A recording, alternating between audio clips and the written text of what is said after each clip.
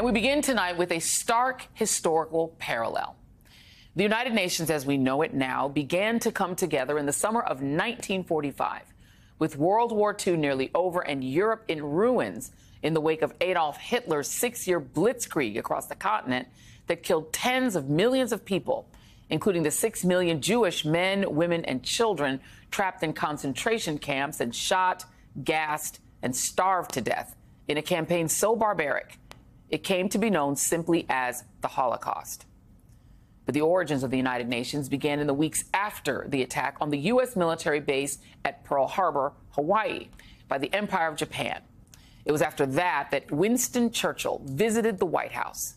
On the morning of January 1st, 1942, President Franklin D. Roosevelt went to the room Churchill was staying with at the White House to say he wanted to change the name of the Allied coalition from the Associated Powers to the United Nations. As the World War II Museum notes, Churchill approved of the change, and the name United Nations stuck. Later that very same day, representatives of 26 countries signed the Declaration of the United Nations, and 21 more countries formally joined the alliance prior to the end of the Second World War. The UN officially began in October 1945, and every American president since then has addressed its General Assembly. Today, President Biden, who's been in politics longer than almost anyone alive, addressed the gathering for the fourth and final time as America's head of state. I decided after 50 years of public service, it's time for a new generation of leadership to take my nation forward. My fellow leaders, let us never forget, some things are more important than staying in power. For all his sincerity, everyone listening in that room knew that President Biden is a lame duck. He will no longer be president as of noon on January 20, 2025. So I'd imagine many of those assembled ambassadors had to be wondering, who will we be dealing with next year, and what world will we be navigating? Will it be a Kamala Harris world, a world where she's vowing to defend our global alliances and to be the president of all Americans? Her campaign is out with a new ad today, reaching out to Republican farmers in Pennsylvania. Or will it be the world of Donald Trump, who it's not clear knows the difference between the American state of Georgia and the country Georgia, given his recent comments at one of his increasingly insane rallies, and whose latest pronouncements have grown even more bizarre and unhinged, building a dystopian vision of America that is an unmitigated hellscape where you can't walk out of your home without being raped and murdered by black and brown immigrants who are marauding through the country like zombies in The Walking Dead, just rampaging through white suburbia, raping and killing. Donald Trump, particularly when surrounded by his MAGA flash mob, and even in friendly right-wing media interviews, is officially sounding more and more like the man the United Nations was created to respond to, Adolf Hitler. With his recent comments that the Jews will bear a lot of blame if he loses the election, and now his comments about how he'd conduct his mass deportations of immigrants. We're getting the criminals out, and we're going to do that fast, and we know who they are. And the local police know their names, and they know their serial numbers. They know everything about them. We're not a dumping ground. We're going to get all of those people out, and we're going to get them out fast. Now, it's one disgusting thing to say in an interview that you plan to give immigrants serial numbers, like in the old Nazi concentration camps. But what makes it even more Hitlerian is not just that he's willing to say it, but how his cult reacts to his demagoguing and racist lies. Do you think Springfield will ever be the same? I don't think. The fact is, and I'll say it now, you have to get him the hell out. You have to get him out. I'm sorry. To get him out. Can't have it. Can't have it. They've destroyed it.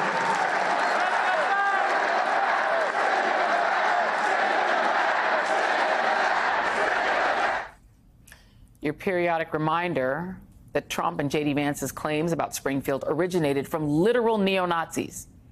It's also worth noting that Vance once called Trump America's Hitler. And as Catherine Rampell notes in the Washington Post, it is Donald Trump who seems intent on making the Hitler comparison happen. Quote, In recent weeks, the Republican presidential nominee and his running mate, Senator J.D. Vance, have ramped up their baseless claims about violent invasions from impure foreigners, echoing blood and soil style rhetoric deployed nearly a century ago. Donald Trump is doing it in the face of a reality in Springfield, Ohio, where he and Vance have caused harm, not just to the Haitian immigrants, but to the whole city, at the behest of neo-Nazis who are happily taking credit for the real power Donald Trump has given them. But here's the reality about Trump's dystopian America. It doesn't exist. The FBI showed that violent crime was down 3% nationally last year. Murder was down nearly 12%, and rape decreased by 9%. Meanwhile, in actual middle America, this is what's actually happening in Springfield.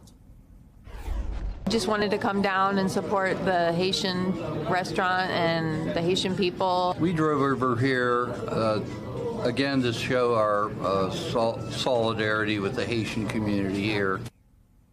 People aren't rampaging through the Haitian community searching for their stolen pets. They're living their normal lives and patronizing Haitian restaurants to show love and solidarity, while Donald Trump and his beyond weird running mate try to set this country on fire just so that Trump can avoid going to prison. Joining me now is former Senator Al Franken of Minnesota, host of the Al Franken podcast, Paola Ramos, MSNBC contributor and author of Defectors, The Rise of the Latino Far Right and What It Means for America, and Dana Milbank, Washington Post columnist and author of Fools on the Hill, The Hooligans, Saboteurs, Conspiracy Theorists, and Dunces Who Burned Down the House. Both books were published today. I want to congratulate all of our authors here today. I've got my handy-dandy copy of Fools on the Hill right here, and I highly recommend it. I blurbed it, so you know it's good. Let me come to you just at the table here first. This is a man, Donald Trump, who hosted at his home, his personal home, a Nazi sympathizer who was among those who stormed the Capitol. Those are the people he has said he wants to pardon. He has called good people. This man's name was Timothy Hale Casanelli. He attended. Donald Trump appeared on video at this event. That is the kind of people Trump is now openly surrounding himself by. And now he's doing Hitler talk openly on the campaign trail. No, you're right. And my colleague, Catherine Rampell, what she said is right. He's not shying from these comparisons. He's inviting these comparisons. And that was absolutely chilling, the litany that you just went through here. And I think it's important to understand, and why it should be particularly alarming to the world, is Donald Trump's not happening in a vacuum. You know, the autocrats are on the march. He just happens to be our aspiring autocrat here. But, you know, whether it's Putin in Russia or Orban in Hungary, Modi in India, or Netanyahu in Israel, there's a real struggle emerging here, and it's also somewhat related to what I've been writing about with the Fools on the Hill, because it's not just Trump; it's the entire congressional party, the internationalist wing of the Republican Party, the kind that was interested in the United Nations experiment. In the Senate, it's on life support. In the House, it is absolutely dead. You're seeing it constantly in the disparaging of foreign aid, of NATO, the inexcusable 5-month delay of getting military aid to Ukraine, which benefited Vladimir Putin, of course. You're seeing this over and over again, and I think that's the truly alarming thing, is that if there is a President Trump, there's no internationalist part of the party to push back against it anymore. Yeah, and Senator Franken, you know, I think that is the challenge, right? It's the metastasis of this, is that it isn't just Trump, who is an oddball, who thinks Georgia, he's not sure Georgia, the state, and Georgia, the country, aren't the same thing. He's clearly a diminished person cognitively. But he's got a whole group of senators and members of Congress around him that echo it as well. As the folks gather at the UN, they have to understand that there's a 50-50 chance that they'll be dealing with that cadre starting in January. Yeah, well, and it gives nightmares to Europe. If Trump comes in, by all rights, he'll exit NATO. He'll abandon Ukraine. I mean, you know, he's Putin's dream. And that's why we're getting Russian propaganda targeted very finely with AI this race, and it's very, very scary. You know, and Paula, to me, what's even scarier, and another excellent book. I'm trying to read all these books at one time. I'm a slow reader, but I start getting into them. I read a little bit and then I read others. Is a brilliant, brilliant tome. But it gets into something that actually really scares me a lot, which is this kind of open racism, this sort of almost KKK style rallying where people cheer, get them out, and wave signs that say deport them all now. This is being picked up in some cases inside of the Latino community. I want to just go here and let me play you what Donald Trump has said about Venezuelans, because they are one of his target groups. Let's listen to that. Aurora, Colorado, you saw that, where Venezuelan gangs are taking over real estate. They become real estate developers. How nice. No, they're taking over real estate, and they have weapons that even our military hasn't seen. Who's giving them these weapons? But Aurora is a mess. The governor is a mess. You know, the governor is a Democrat, and he's a radical left Democrat, and he's not too popular right now because they're going to take over a lot more than Aurora. They're going to go through Colorado, take over the whole damn state by the time they finish.